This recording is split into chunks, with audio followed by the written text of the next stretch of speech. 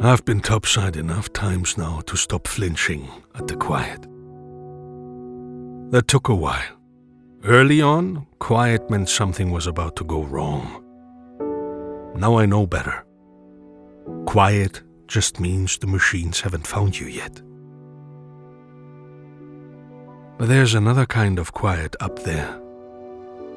The kind that lives in the walls. In the names of streets that don't go anywhere anymore. In the graffiti someone took the time to write before everything ended. I stopped at that sign once.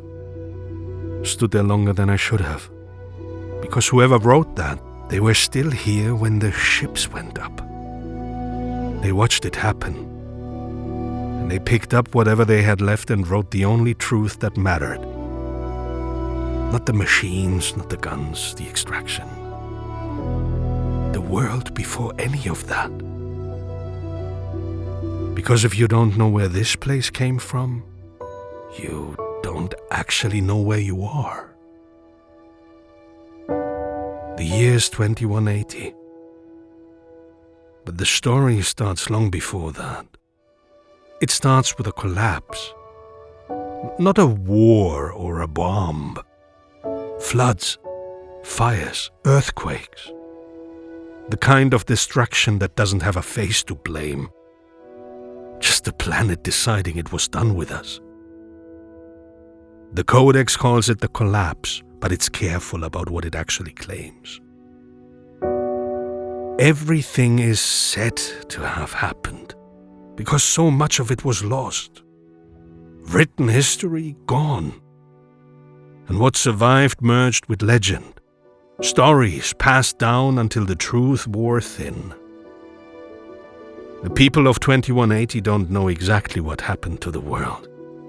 We have grandparents' memories. We have ruins.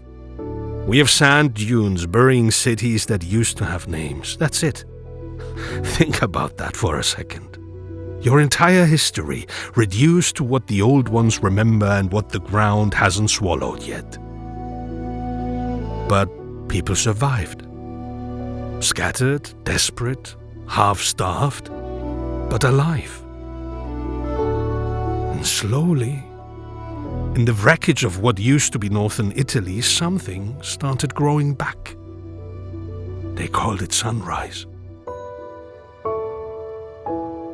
Settlers built domes around the dormant dam, grew food, harvested old solar panels, started organizing. Started talking about the future like it was a real thing again.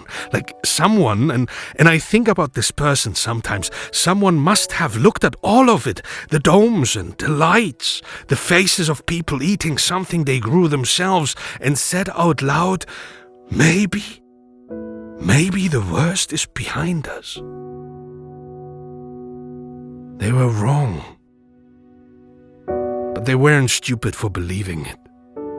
That is important. Because before the machines came, before any of that, there was the Exodus. And this still sits with me. You know, when the collapse started, when it was clear the world was ending, some people had a choice. The ones with enough money, enough technology, enough ruthlessness to look at a dying planet, look at the people around them and decide, I'm leaving. They built rockets. At the spaceport, the one we run now, the one we loot, there were launch towers, there was a rocket assembly, there were countdown clocks, and there were people who got a seat and people who didn't. And the ones who didn't wrote it on the walls. Not a plea, not a question, an accusation. The ships left. And the ones who stayed built sunrise. They built the domes, built something worth living. And then the sky opened up.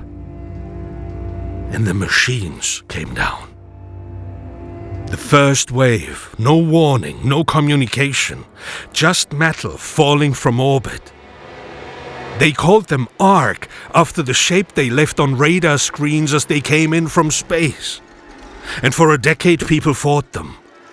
bled for every inch of the Rust Belt, lost people whose names are now on memorials that half of us run past without reading.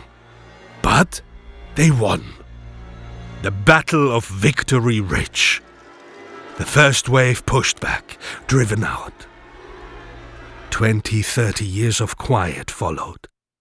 Real quiet this time.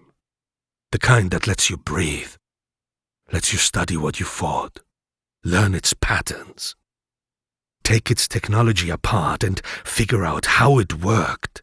That knowledge is why we are still alive today. Then the second wave came, and it wasn't the same. The first wave was crude. The second wave was something that had learned from the first. More advanced, more relentless, more everything. The surface was lost. Not surrendered. Lost. People ran underground, into sinkholes, into subway tunnels, into the bones of old cities. They built into the ruins because there was nowhere else left to build. And that's where we live, Toledo. A city carved into collapsed buildings and subterranean infrastructure, split into neighborhoods that barely speak to each other, sharing just enough to survive.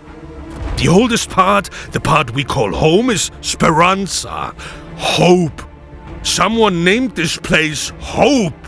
After everything. After the collapse and the exodus, the first wave, the second wave, after all of it, someone looked at a hole in the ground and called it Hope. So that's where you are. That's what this place is. A world that forgot most of its own history. A city built by people the rest of humanity left behind. A surface that was taken from us twice. First by disaster and then by machines. And the machines? Where did they come from? Nobody down here actually knows. But I have been thinking about it. The Exodus went to space. The machines came from space. And the technology they carry, the stuff we pull off their corpses topside, that's not alien. It's familiar. Almost like someone made it who once knew how we think.